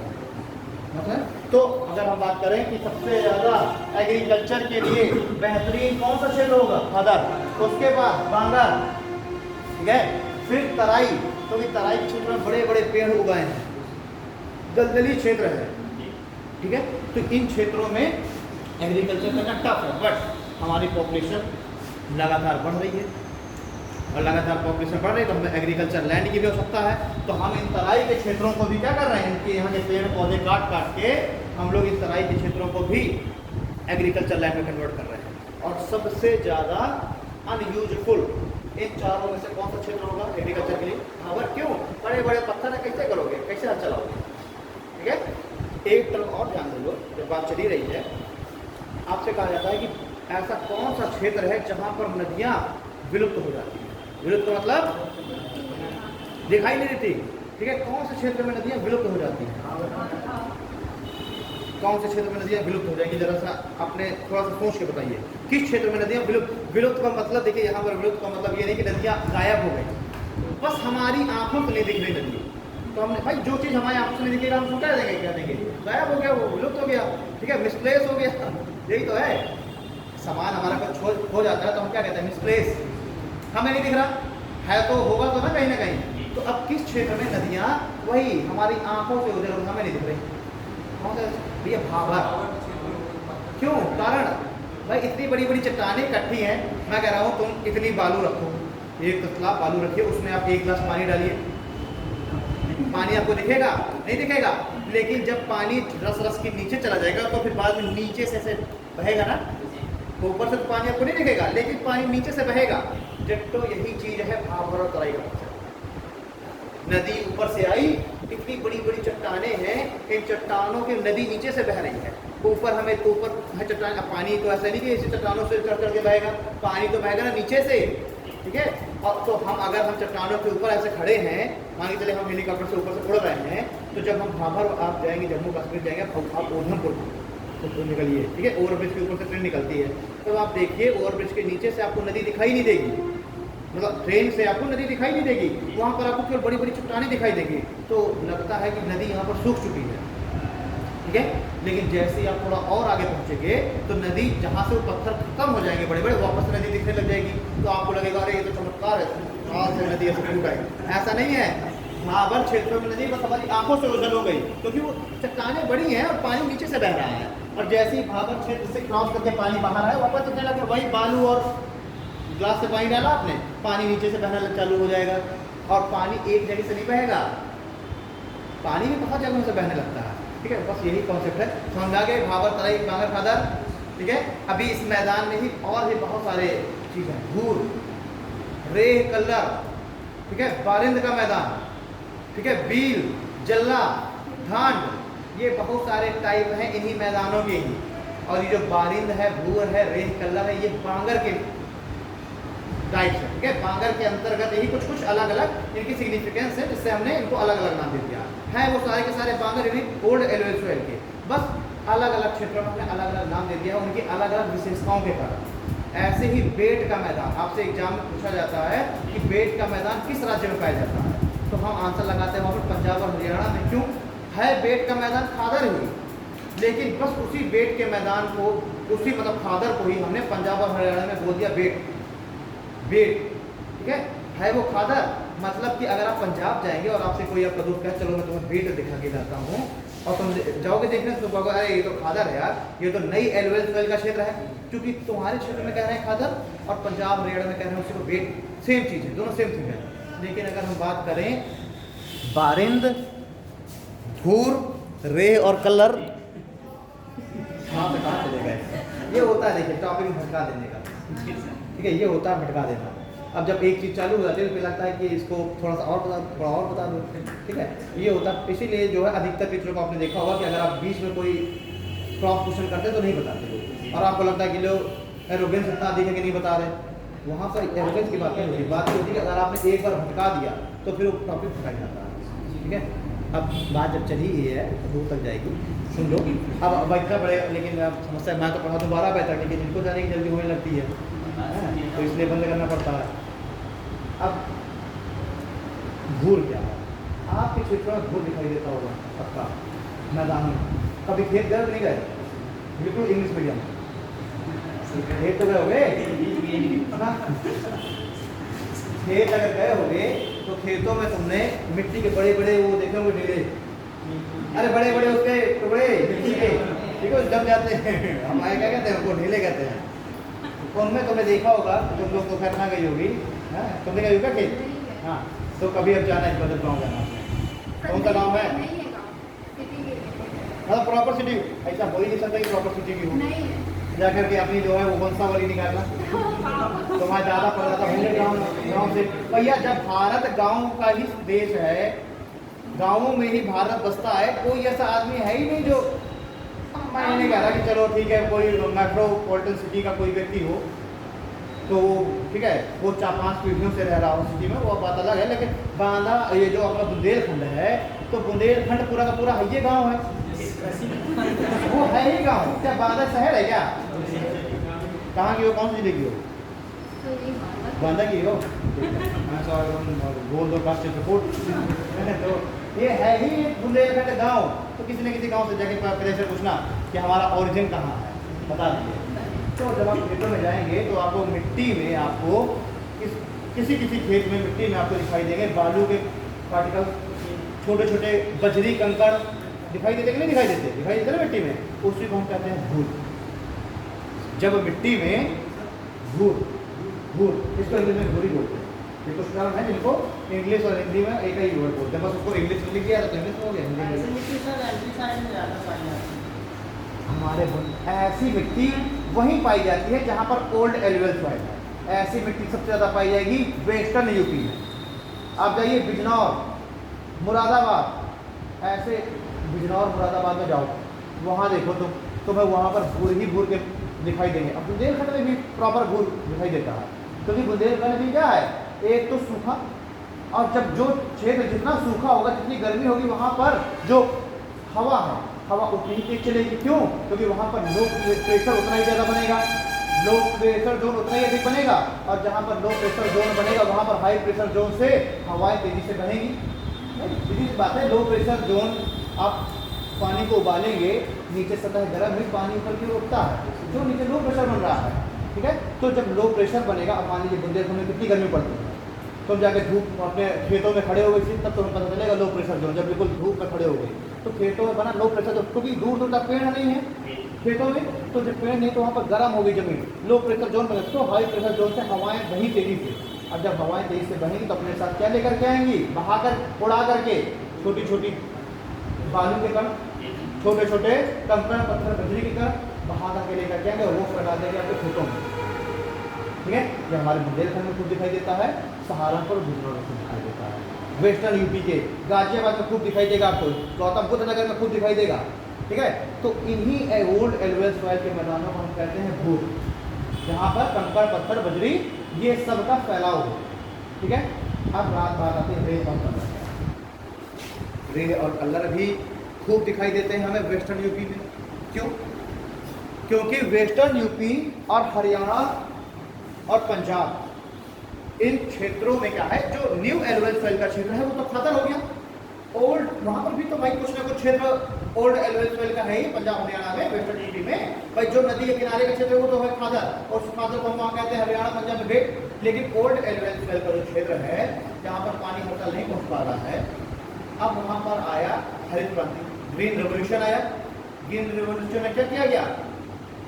एग्रीकल्चर प्रोडक्शन बढ़ाने के लिए लोगों को मोटिवेट किया गया, प्रमोट किया गया। और ये प्रमोट करने के लिए लोगों को क्या किया गया?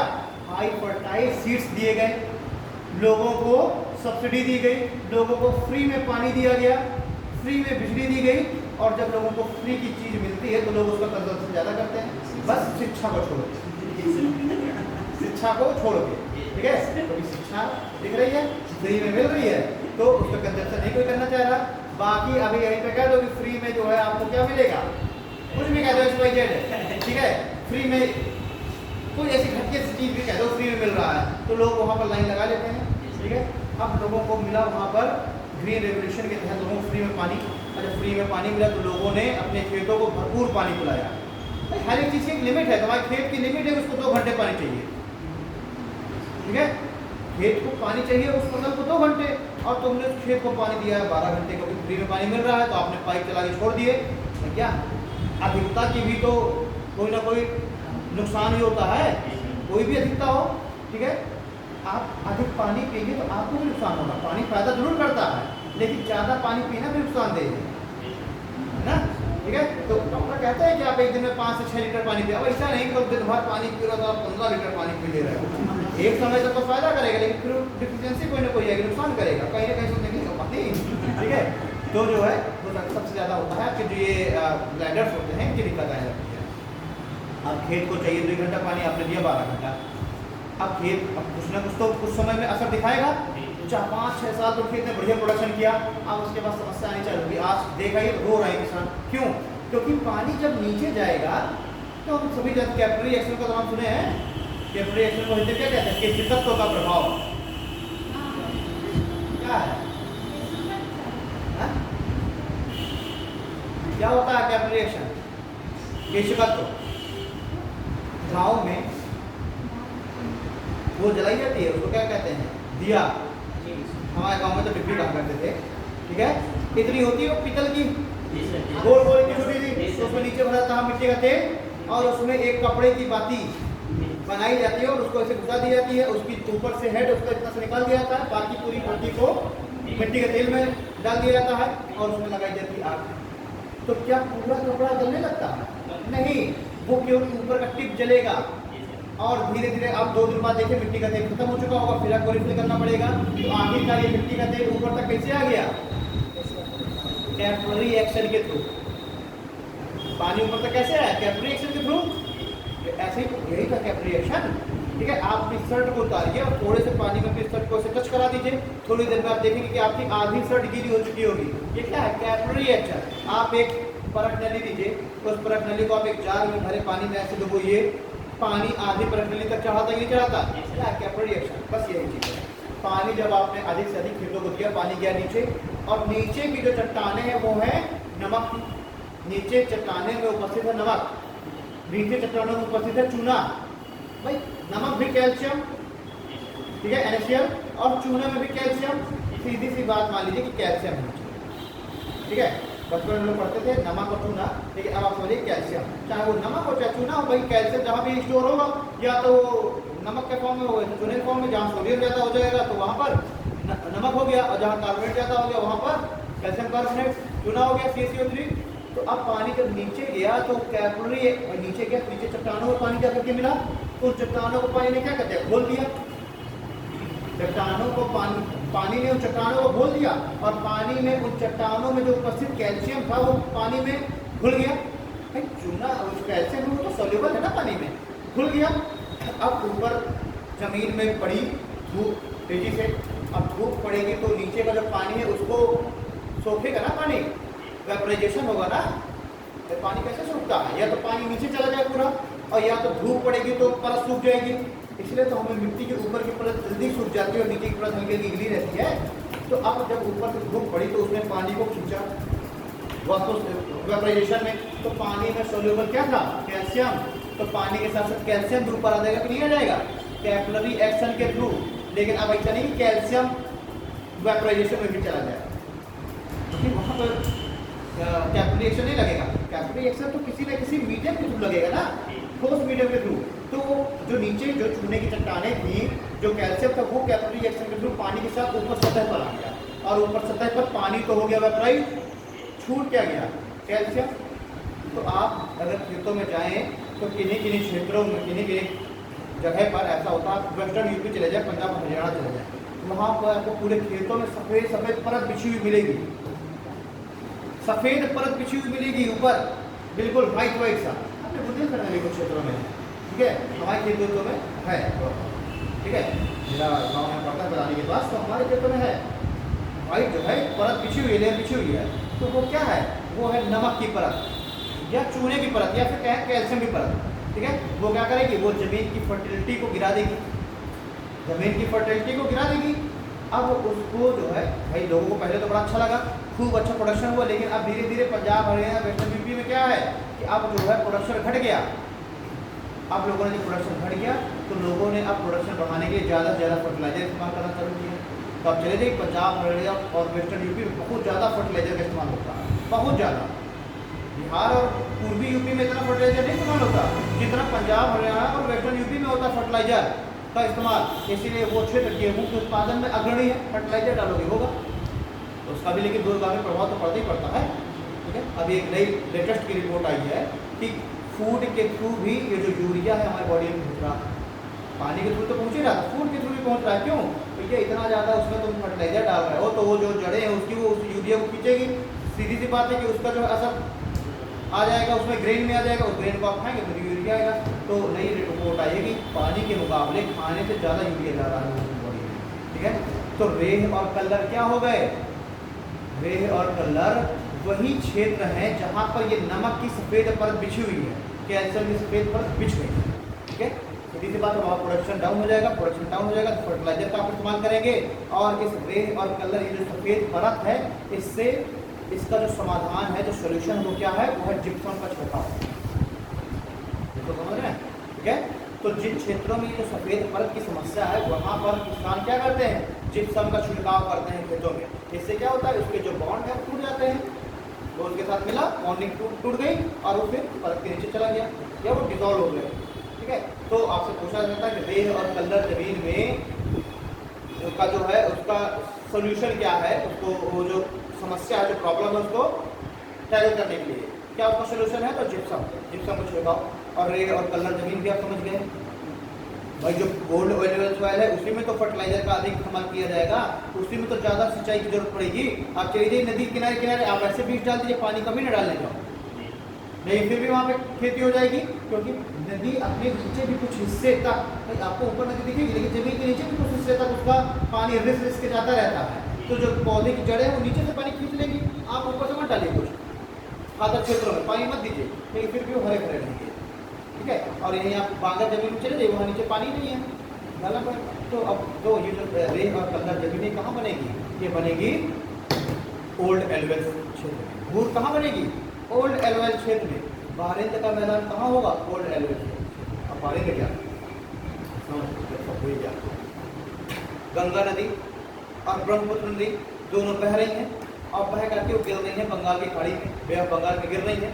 गिरने से पहले नदियाँ हमेशा डेल्टा में, जो ईस्टर्न वाले क्षेत्र में बह रही हैं नदियाँ, यानी कि जो जहाँ कहाँ गिर रही हैं, जो बंगाल की खाड़ी में गिर रही हैं नदियाँ वो डेल्टा बनाती हैं, और जो नदियाँ अरेबियन सी में गिर रही हैं, अरब सागर में, वो एस्चुरी बनाती हैं, ठीक है। वो डेल्टा का निर्माण नहीं करते, वो एस्चुरी बनाती हैं। तो जब गंगा और ब्रह्मपुत्र नदियाँ आज से भाई ये लाखों साल पहले प्लीस्टोसीन काल में मैदान का निर्माण होना चालू किया, ठीक है। और नदियाँ तो बह रही हैं जब से ग्रेटर हिमालय का निर्माण हुआ इओसिन और ओलिगोसिन काल में, तो नदियाँ तो उस समय से बह रही हैं। अब नदियाँ जब गिरेंगी बे ऑफ बंगाल में तो उससे पहले वो क्या करेंगी, डेल्टा का निर्माण करेंगी। डेल्टा क्या है, नदियाँ बिल्कुल गिरने से पहले वो एरिया बिल्कुल समतल होता है, बिल्कुल फ्लैट होता है, और जब बिल्कुल फ्लैट एरिया होगा तो नदियाँ अपने साथ जितना भी सेडिमेंट्स लेके जा रही होंगी सब सेडिमेंट्स को फैला देंगी, वहीं पर छोड़ देंगी, और सेडिमेंट छोड़ने के बाद फिर गिरेंगी समुद्र में। हाँ ये है कि थोड़ा बहुत सेडिमेंट तो भले ही लेके जाएंगी समुद्र में, ठीक है, लेकिन फिर भी मोस्टली सेडिमेंट को कहाँ छोड़ देंगी, वो उसी डेल्टा वाले क्षेत्र में, समुद्र के बिल्कुल किनारे में। उसको हम बोलते हैं नदी का मुहाना। मुहाने में नदियाँ क्या करेंगी, पूरा सेडिमेंट छोड़ देंगी, वो हो जाएगा नदी का डेल्टाई क्षेत्र। तो आज से कुछ लाख साल पहले नदी का जो डेल्टा है वो थोड़ा सा आगे इधर बनता था, मालिक थोड़ा सा पहले बन रहा था। समुद्र बह रहा है, मतलब बे ऑफ, ये है बे ऑफ, ये है बंगाल, ये है पश्चिम बंगाल, ठीक है। यहाँ पर है आपका बे ऑफ बंगाल। मैं कह रहा हूँ कि यहाँ से गंगा नदी आ रही है, ठीक है, और गंगा नदी इस तरीके से गिर रही है, गंगा नदी ऐसे आई और ऐसे गिर रही है। कुछ लाख साल पहले जो हमारा तट था, जो हमारा कोस्टल जो एरिया था, वो रहा होगा, मान के चलिए ये है, ठीक है। अभी कुछ लाख साल पहले ये था, समुद्र यहाँ से भरा हुआ था, नदी ऐसे गिर रही थी, यहाँ पर इसने क्या किया, अपने पूरे सेडिमेंट्स को जमा कर दिया, और जिस जगह में सेडिमेंट्स को जमा कर दिया उसको हम क्या बोलेंगे, डेल्टा। यही तो है सुंदरबन का डेल्टा, ठीक है। और जहाँ डेल्टा है, नया एलिवेशन सोइल, वहाँ ज़्यादा बायोडाइवर्सिटी, ज़्यादा पेड़ पौधे, तो ये सुंदरबन का डेल्टा, बायोस्फीयर रिजर्व घोषित कर दिया गया उसको। अब मैं कह रहा हूँ लाखों सालों से नदियाँ यहाँ पर सेडिमेंट्स जमा कर रही है, कुछ सेडिमेंट्स ले जाकर के बे ऑफ बंगाल में भी गिराएंगी, समुद्र में भी गिराएंगी, साथ ही साथ समुद्र भी अपने साथ बहुत सारा सेडिमेंट्स लेके आ रहा है टाइड्स के साथ, और वो भी अपने सेडिमेंट्स को यहीं जमा कर रहा है। तो जो करिए कुछ सालों बाद, कुछ हजार लाख साल बाद, ये जो आपको तट दिख रहा है यहाँ पे कोस्टल पे, ये आपको लगभग यहाँ से दिखने लगेगा कि नहीं दिखने लगेगा भाई, आपको एरिया बढ़ जाएगा ना। कानपुर तो गए हो बस में, बस से नहीं गए, हाँ तो ट्रेन से भी जाओ, कोई दिक्कत नहीं, ट्रेन से जाओ, जाओगे तो पुल से निकल के, कहाँ से, जहाँ पर बेतवा और यमुना मिल रही हैं, सॉरी हाँ बेतवा ही यमुना तो मिल रही है, जहाँ पर बेतवा और यमुना मिल रही हैं आपस में, चिल्ला में, ठीक है, चिल्ला पुल के ऊपर से आप जाओगे, ठीक है, ट्रेन से तुम इस बार बस से जाना, ठीक है। तो जब जाओगे चिल्ला वाले पुल से चढ़ करके, तो इधर से बेतवा आ रही है, इधर से यमुना आ रही है, आप देखोगे कि जो बेतवा है वो लगातार इधर की ओर बढ़ती चली है। अरे नहीं यार, चिल्ला में तो वो मिल रही है ना, केन और यमुना मिल रही हैं, केन और यमुना मिल रही हैं, बेतवा तो मिलती है हमीरपुर में। बेतवा कहाँ मिलती है, हमें, अगर आप कानपुर जाओगे ट्रेन से तो वहाँ पर आपको किसका संगम मिलेगा, बेतवा और यमुना का। ट्रेन से जाओगे तो हमीरपुर, जो हमीरपुर रोड बैंक कौन सा है, हमीरपुर रिवर बैंक एक स्टेशन है ना, हमीरपुर बैंक रोड स्टेशन है, तो वहाँ पर जो पुल के ऊपर से नदी जाती है और ट्रेन जाती है, तो वहाँ पर बेतवा और यमुना ही मिलती है। मैं बात कर रहा हूँ, तुम अब कानपुर से तुम्हें जाना ही पड़ेगा, कानपुर बाई रोड, तो आप जब चिल्ला पुल के ऊपर जाएंगे तो इधर से आ रही है केन, इधर से आ रही है यमुना, तुम देखोगे केन बिल्कुल, केन के बिल्कुल बगल से भाई, इधर बांदा की सीमा है और उधर फतेहपुर की सीमा है, बीच में नदियों ने क्या किया है, नदियों ने बीच में बाउंड्री का निर्माण किया है। अगर आप देखोगे तो बांदा की बाउंड्री जहाँ खत्म हो रही है, तुरंत केन चालू हो जाती है, मतलब एक कगार नुमा आकृति आपको दिखेगी, बिल्कुल कगार दिखेगा आपको सार, और केन लगातार, केन हल्का हल्का ऐसे शिफ्ट होती जा रही है, और वो कगार जो है वो लगातार घसकती जा रही है, वो नदी में भाई तोड़ तोड़ के, भाई नदी हल्का सा खिंचेगी, उस वाले हिस्से को नदी ने काट करके बहा लिया उस मिट्टी को, तो हम देखेंगे कि बांदा का जो रकबा है लगातार धीरे धीरे कम होता जा रहा है एरिया। लेकिन वहीं आप यमुना को देखिए, यमुना लगातार, यमुना भी शिफ्ट हो रही है, तो तुम देखोगे कितना बड़ा उसने क्या किया है, एक पूरा मैदान छोड़ रखा है, उसमें बालू पूरा फैला रखा है, तो वो मैदान बढ़ा कि नहीं बढ़ा, धीरे धीरे बढ़ा, नदी ने अपना सेडिमेंट छोड़ा धीरे धीरे, और वो बढ़ता चला गया, यहाँ नदी लगातार काटती जा रही है, सेम यही चीज़ यहाँ पर है, यहाँ पर सेडिमेंट जमा हो रहा है धीरे धीरे, ये हमारा क्षेत्र बढ़ता चला गया।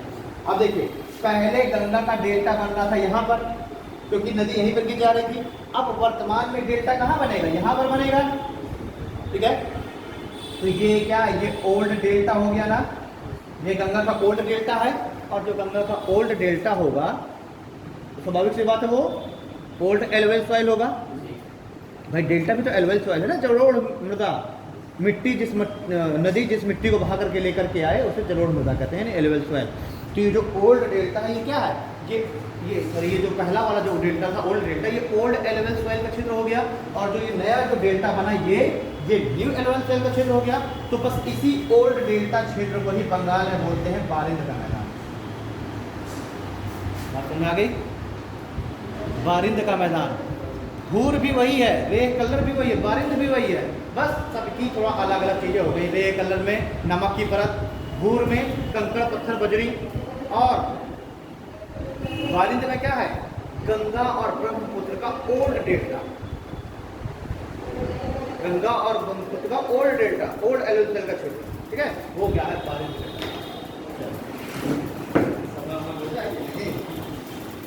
अरे ध्यान आपका से बहुत तेजी के साथ, बहुत तेजी के साथ, ठीक है। वापस से आओ अपने टॉपिक में, अभी तो कुछ होते हैं 1 घंटा लग गया, ठीक है। ठीक है, जनजाति, पहली जनजाति थारू, ये अपने आप में पूरा एक टॉपिक था, 1 दिन का टॉपिक है ये, जितना मैंने तुम्हें जल्दी जल्दी सदाजपूर्ण बता दिया, पूरे 1 दिन का टॉपिक है, कम से कम 1.5 से 2 घंटे का। कभी कभी तो 2 दिन भी शिफ्ट हो जाता है, 2 दिन भी चल जाता है। खैर चलिए, थारू जनजाति क्षेत्र कौन कौन से हैं? तराई क्षेत्र यही सब पानी में गई। तराई क्षेत्र में कौन कौन से जिले आ जाएंगे उत्तर प्रदेश के? जैसे कि लखीमपुर खीरी, पीलीभीत, बहराइच, देवरिया, सिद्धार्थनगर, महाराजगंज, श्रावस्ती, ठीक है, जितने भी बॉर्डर के क्षेत्र हैं, ठीक है ना। तो सिर्फ आप चाहे इतना लिख लो, उत्तर प्रदेश और बिहार के तराई क्षेत्र। तो थारू जनजाति कहाँ मिल रही है? उत्तर प्रदेश और बिहार के तराई क्षेत्रों में। तो अगर उत्तर प्रदेश की अगर हम बात करें तो उत्तर प्रदेश में कौन कौन से जिलों में थारू जनजाति ज्यादा होंगी? बोलिए तराई क्षेत्र में है थारू जनजाति। और आपसे पूछ लिया जाए कि बताइए उत्तर प्रदेश में ज्यादा थारू जनजाति होगी लखीमपुर में, ठीक है, उत्तर प्रदेश थोड़ा, उत्तर प्रदेश का बांदा में, लखीमपुर में, तो ये बांदा थोड़ा आता है तराई क्षेत्र में। तराई क्षेत्र में कौन आता है? लखीमपुर। अल्टीमेटली तो हमने यही कह दिया ना कि तराई क्षेत्र का लखीमपुर। तो पहली जनजाति होगी थारू। क्षेत्र उसका कौन सा है? तराई क्षेत्र। तराई क्षेत्र में कौन कौन से जिले आ जाएंगे? जो कि नेपाल के साथ सीमा बना रहे हैं, ठीक है, वो नेपाल के साथ सीमा जो बना रहे हैं जिले, मैं आपको उस दिन लिखवा चुका हूँ यूपी स्पेशल की, जो हमने उसकी फिजिकल वाली क्लास की थी। अब इसकी विशेषताएं लिखिए, क्या है विशेषताएं लिखिए। थारू जनजाति खुद को, थारू जनजाति खुद को राजस्थान के थार मरुस्थल, राजस्थान के थार मरुस्थल से आने वाले राजपूत कहते हैं। थारू जनजाति खुद को राजस्थान के थार मरुस्थल से, थार मरुस्थल से इनका नाम थारू पड़ गया। हाँ, थारू जनजाति खुद को राजस्थान के थार मरुस्थल से आने वाले राजपूत कहते हैं, ठीक है। ये स्वयं को किरात वंश का कहते हैं, ये स्वयं को किरात वंश का, राइट, पूछा जा सकता है, ठीक है, कि बताइए कौन सी जनजाति खुद को किरात वंश का कहती है? कौन सी जनजाति? थार मरुस्थल से आई है, ठीक है, उनका ओरिजिन क्या है? थार मरुस्थल, थारू, ठीक है, ये स्वयं को किरात वंश का कहते हैं। ये जनजाति दीपावली को शोक का पर्व, यानी कि फेस्टिवल ऑफ सॉरो के रूप में मनाती है। ये जनजाति दीपावली को शोक के पर्व के रूप में मनाती है, ठीक है, फेस्टिवल ऑफ सॉरो, शोक के पर्व के रूप में मनाती है। ये जनजाति विवाह के अवसर पर वेडिंग, ठीक है, ये जनजाति विवाह के अवसर पर लठभरवा भोज, अब लठभरवा भोज को इंग्लिश में मत पूछना, नाम ही होता है लठभरवा भोज, ठीक है, मतलब एक दावत, एक पार्टी, एक, ठीक है, जो सेलिब्रेट करते हैं ना आप लोग। तो हमारे यहाँ भी भाई शादी के बाद एक पार्टी होती है, उसको हम लोग क्या कहते हैं? रिसेप्शन कह देते हैं। वैसे रिसेप्शन ही लोग करते हैं, उस रिसेप्शन का नाम होते हैं लठभरवा भोज। मेरा एक दोस्त है कुंडा का, तो उनके यहाँ कोई भी शादी वादी होगी तो उसके अगले दिन बकरा कटेगा, ठीक है, बकरा कटेगा और जितने भी रिश्तेदार, जीजा फूफा सब आते हैं ना, और जीजा फूफा उनकी थोड़ा सा होगा ज़्यादा माना जाता है परिवार में। तो अब चूँकि शादी में आए जीजा फूफा, वो उस दिन तो सब बिजी रहे शादी में, अगले दिन पर बारात विदा होकर के आई, ठीक है। अच्छा, लड़कों की शादी में थोड़ा सा इनका जो वो कहते हैं ना, इनका जो क्राउड है वो थोड़ा ज़्यादा हाई लेवल पर होता है, ठीक है, लड़कों की शादी में। लड़की की शादी में तो फिर भी कम बोलते हैं, तो लड़कों की शादी में इनको लगता है कि हर बार इनको आगे से आगे पूछा जाए, और एक टाइप का मुंह बोना बना ही रहता है, चाहे जीजा का बन जाए चाहे फूफा का बन जाए, बना ही रहेगा, ठीक है। तो अब जब बारात विदा होके आती है तो उनके अगले दिन एक पार्टी का आयोजन होता है जिसमें बकरा काटता है, ठीक है। तो उनके यहाँ प्रचलित है, उसको कहते हैं कुकुर भोज। मतलब उनकी जब मम्मी लोग हैं, मैं ऐसे एक बार गया कि अतुल की शादी में, तो मैं जो है बारात विदा हो गया, तो मैं वापस आने लग गया, तो उन्होंने कहा कहाँ जा रहे हो आप? शाम को तो इनका कुकुर भोज होगा ना, कुकुर भोज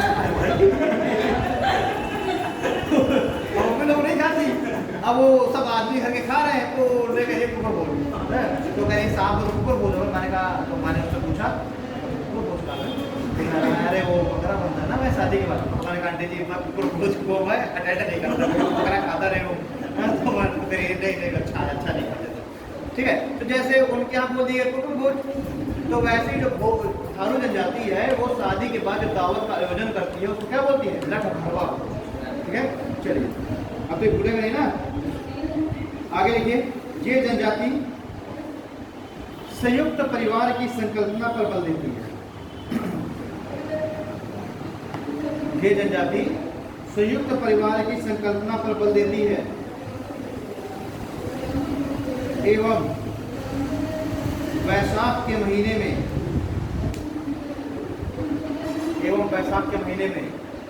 वैशाख कब होता है, चैत्र के बाद आता है ना वैशाख। तो चैत्र पड़ता है लगभग फरवरी लास्ट और मार्च के स्टार्टिंग में। तो मार्च लास्ट और अप्रैल की स्टार्टिंग में क्या पड़ जाएगा, वैशाख। इससे